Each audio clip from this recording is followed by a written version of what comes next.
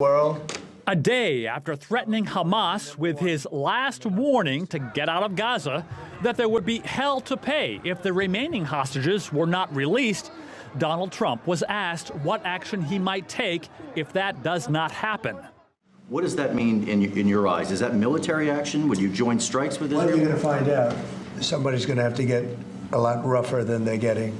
It's a shame. Trump made the initial threats after he met some of the freed hostages in the White House. And after it was revealed that the U.S. had been in direct talks with Hamas, something that apparently had not happened since the U.S. designated Hamas a terror group in 1997. The U.S. is keen to negotiate a sort of side deal with Hamas just to secure the release of the 5 American hostages kidnapped on October 7th, 4 deceased and 1 living, Eden Alexander. Eden Alexander is very important to us, as all the hostages are, but Eden Alexander is an American, and he's injured.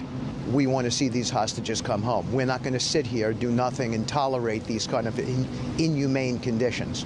But the White House's Middle East envoy, Steve Witkoff, getting ready to go back to the Middle East for more talks on keeping the fragile Gaza ceasefire intact, sounded slightly less bellicose than Trump. We feel that Hamas has not been forthright with us, and it's time for them to be forthright with us. Hopefully we'll see some good conduct next week, and I'll be able to go in there and have discussions. And there will be much to discuss.